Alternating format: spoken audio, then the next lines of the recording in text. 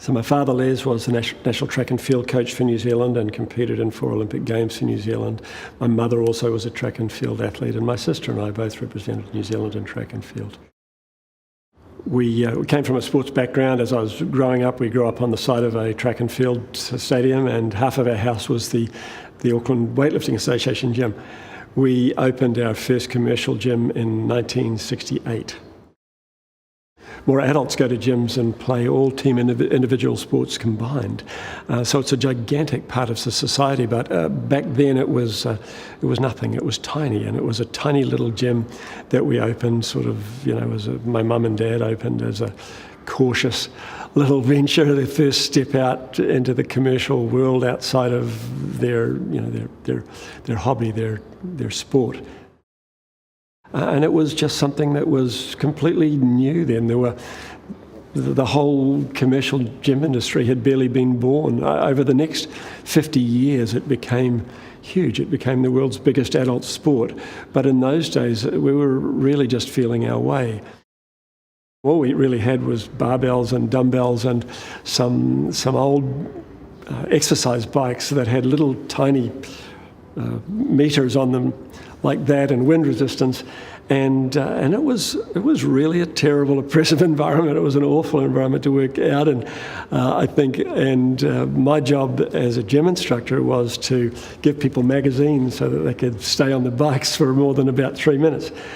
About 10 years later, we had the birth of the computerized bike. So you had a screen with digital readouts, which we thought was incredibly sexy and exciting in those days. Of course, you look at it now, and it's like looking back at the very first video games. It's hilarious. It was terrible. And another 10 years later, you had cardio theatre. People could sit on the bike and watch TV.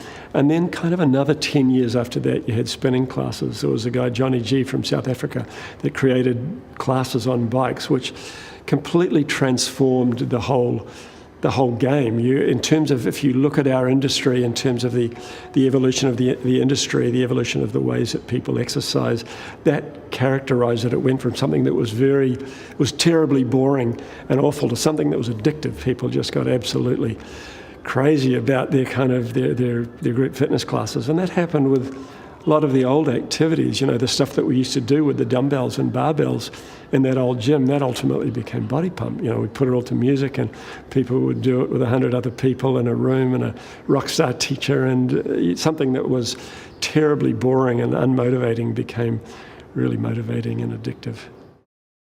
People sometimes say, you're in the exercise industry, right? And I say, well, yes, but you can exercise anywhere. You can exercise at home in your living room, or running around the block, or at the local park, but people don't, is the thing. And so I think we're really in the motivation industry. People will say, you're in the exercise industry, right? And I say, well, actually, no. We're really in the motivation industry. You can exercise at home in your living room, or running around the block, or at the local park, but people don't. They need, what we do is we motivate them. We make it fun to exercise. We make it social, we make it fun, we actually get people exercising. And so the fitness industry is as much about motivating people as it is about exercise.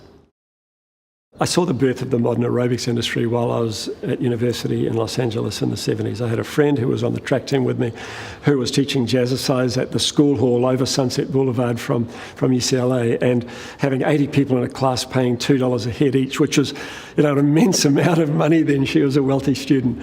But still, I didn't sort of connect that with our industry. I went out of university, I managed my brother-in-law's rock band, and that was an incredibly exciting, incredibly unhealthy thing to do for a year or so. And then when I went back into the gym industry, it was so boring compared. I had to get out of rock and roll because it was so unhealthy, but when I went back into the gym industry, it was so boring. I thought, how can I bring a little bit of rock and roll to this? And I remembered, my friend who was teaching aerobics while I was on the track team at UCLA, and I invited her out to New Zealand to start it in our gyms here. And at the same time, my dad said, oh yeah. He said, I saw that in Australia. I saw some Navy PT instructors had started a gym doing that in Australia. So we brought one of those guys out, and we sort of used them as the model to start with. But from that we really developed our own model, because we came from a sports background, and those were sort of more dance classes. They were more like what Zumba is today. And that was, jazzercise at the time, which came out of America, was like what Zumba is today, almost exactly, in fact. And we kind of started to do other more sports-oriented programs. We started to do dumbbell programs and circuit training programs, and eventually in 1990 we did Body Pump. And that, it's an often told story, but Body Pump really came out of the popularity of our dumbbell classes that we ran right through the 80s. These got so huge that you had to have thousands of dumbbells so that people could change weights. And one day I thought, hang on, there's got to be a better system than this. And there was a short barbell that we had in the women's gym. And I thought, okay, let's make that into a class. And you could change the weights then. You could put, rather than having to have all sorts of different weight dumbbells, you could just load them on and off this little bar. And we started a class in 1990 around that, which of course became ultimately maybe the world's most popular workout right now. So I saw the birth of aerobics when I was at university in the US, and I brought a friend of mine from the UCLA track team who'd been teaching aerobics there down to New Zealand to help us get started with it. I'd had a year in the music industry, in the rock and roll industry. I had a lot of friends there. So I brought in a lot of people who were actors and dancers who were incredible performers, and a lot of elite athletes, people that we'd trained with. So we really started a whole new performance art with this thing in a way. In terms of the science of that, we knew a lot about weight training. We knew really a lot about the science of training for a long time before the fitness industry did. We came from that sports background where my dad had been a national track and field coach. We were looking at what the Russians and the East Germans were doing, the very cutting edge of scientific training for sport. And we had that really decades ahead of what the fitness industry did. We took a very old thing from that 1968 gym, which was the old barbells, and that was something we knew a lot about, was barbell training. We'd been doing it already for several decades then, and we just took that old thing into the studio, and that was transformative. In the early 80s, what you had was globally, you had a lot of aerobic dance type of stuff. So you had a lot of quite complicated dance movements, which were intimidating for an awful lot of people to do. Really, if you'd grown up doing ballet and things as a woman, then you would love that stuff. But if you hadn't, it was very complex and self-conscious, intimidating to learn those steps. When you're talking about a barbell class, you're doing very basic, simple exercises, squats and deadlifts and bench presses that anybody can do. And you can put any amount of weight on. You can put no weight on the bar or quite a heavy weight on the bar, depending on how fit you are. So this was something that anybody could do, and it sort of massively increased the market. I think probably spinning classes and barbell classes, body pump and spinning were the two things that really gigantically increased the size of the studio fitness market, just brought millions and millions of people into it. Because anybody could do them, they were simple, and they got incredible results for people. You do 3 or 4 times the amount of work in a class situation that you can do working out on your own in the gym. To motivate yourself to do that amount of work on your own is virtually impossible unless you're the most disciplined elite athlete. But when you've got music motivating you and a rock star teacher motivating you and the crowd energy, it's different. It lifts you and you actually bizarrely enjoy it. Really, resistance training right through the 80s had been popular for us. But when we launched Body Pump, it just somehow struck a chord. It went nuts. We immediately, almost immediately, we had 200 people in a class. Certainly within a year, this went out of our smallest studio to our biggest studio with 200 people in a class, and very quickly spread around all around the country throughout our clubs and became our most popular class. I think that we knew it when Jackie and I were creating the class in our living room. When we started to do the really multiple reps thing, the big reps, all of a sudden we started getting ripped. And we've been elite athletes. We've been training for a long time. And I'd been teaching high impact cardio aerobics right through the 80s and circuit classes. And all of a sudden I just noticed that I was really starting to get ripped, starting to get incredible six-pack, and we said, this is getting some incredible results for us. This is going to get results for people. And when we launched it in our smaller studio, really little studio that you could only just cram 60 people into, and very quickly it grew so popular. We had to put it into our biggest studio, and there was 200 people in a class, and it grew very rapidly throughout New Zealand and then Australia. Look, I think that we naively thought we were launching this class to get men into the studio. In the beginning, we thought this will be the thing that brings men in. And of course, it brought some in. Body Pump is maybe 20-25% men, but it became just overwhelmingly popular with women. And I think that probably coincided with the rise of feminism, of women wanting to be strong and empowered in society. In fact, I think that that's been one of the things that really has driven the whole fitness industry. And women suddenly kind of strong became the new skinny. Women still wanted to be, slim and to lose weight, but they wanted to be strong as well. So I think that that was part of the popularity of Body Pump. Not only was it very simple, anybody could do it and got great results, but it made you strong. And I think that women really wanted to be strong then. Coincided with empowerment and feminism and a bunch of important things that were going on in society then. So the fitness industry has become an incredibly important global industry in terms of teaching people how to eat well, in terms of getting people into sustainable exercise lifestyles, motivating them to exercise so that they enjoy it and they exercise regularly.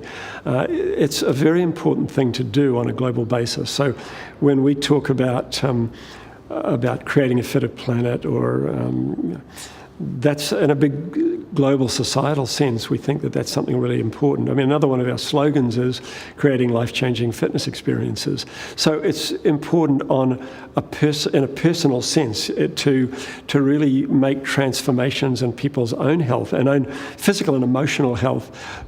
And it's important on a big global basis in terms of improving the health of society so that we're healthier and happier and more emotionally and socially adjusted, and also so that we don't spend incredible amounts of money on our health system, which can be put to much better uses, like fighting climate change.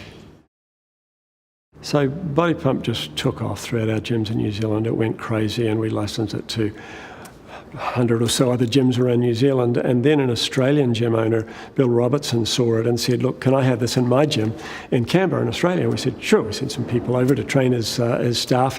And he said, oh, can I have the national agency for this? This is incredible. And within a year or so, we had a few hundred gyms. And we just realized that we had a model that worked, and we found agents around the world, and it just took off around the world, became huge in the late 90s and the early 2000s globally. The funny thing was that when we went international with it, we thought this isn't going to work culturally everywhere. The music's not going to work, or people aren't going to like this type of exercise. But everywhere they liked it.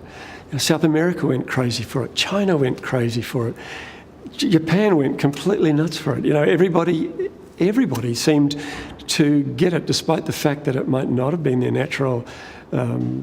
national cultural type of music or exercise. I think it was just the basic feeling of this type of exercise and the results of it and the simplicity of it that made it take off around the world. Recently, over the last 5 years, we have transformed the program again. We've really modernized the style of teaching of it from the old style of teaching aerobics into a much more modern sports training style, which was probably, always what was in our blood. Our people are more like sports coaches now than they are group fitness teachers or presenters. And the music is much more modern. It's a millennial style of music. We've got a whole new generation of kids that are creating these classes for us now. The basic classic body pump class is always going to be huge. That genre of exercise that gets incredible results and that's very simple for people to do is always going to be big. But over the last 5 years, we really have transformed that class to be much more of a millennial style of class. The style of teaching is different. It's more like sports coaching. The style of music is different. It's much more of a modern millennial style of music. And so the class really has been modernized. We've got a bunch of smart young people who have come into the company who really are showing us how to do things in a way that younger people want to do them now than in the way that maybe my generation wanted to do them. So the class has taken off again. Body Pump's taken off again with the millennial generation and with Gen Z even, the young kids that are coming into fitness right now. So Body Pump's sort of having a whole new lease of life, taking off again. So BODYPUMP100 represents this incredible mix of generations for us. We've got teachers that have been teaching this for up to 20, 25 years, and we've got this whole new wave of millennial teachers, wonderful fit young kids, and the whole millennial generation is embracing this new style of teaching it now as part of what they like to do as part of their fitness regime. So Body Pump's gone through a major evolution over the last 5 years where we've brought in a new way of teaching it, much more of a modern sports coaching way. We've brought in a lot of new music, millennial style of music. Of course, a lot of young teachers have come into it. A whole new barbell, completely redesigned the piece of equipment to make it more functional with the modern functional training type of exercises. So the class has really evolved over the last 5 years, and that evolution will continue. We create a new class for every one of the programs every 3 to 4 months. Body Pump's every 3 months. We're creating a new class. So whatever is the new hot music, we're using that. Whatever are the new hot exercises, what are the new fashion trends, all of that stuff is evolving, and that just goes on and on forever. We've got this machine that does that now, that develops the classes and trials them 40 or 50 times before they ultimately are filmed and sent out to our 130,000 teachers around the world. And that process is evolving every 3 months. We're developing the formulas further and further, more and more. So these teachers are a combination of sports coaches and performing artists, and what we did over the decades was developed a training system for them that really developed them in all of the key skills that performing artists and sports coaches need to have.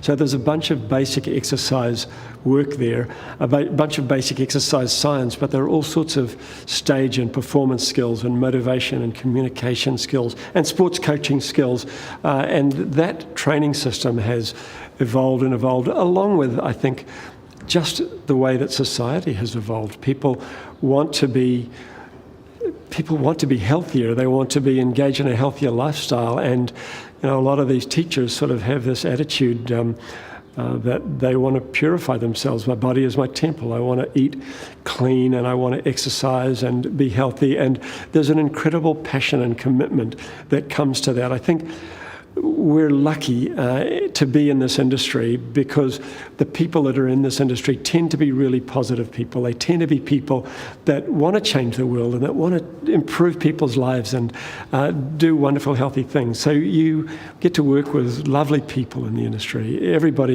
Almost everybody in the fitness industry that you meet, they're positive, optimistic people that want to do good things. It's a really wonderful industry to work in.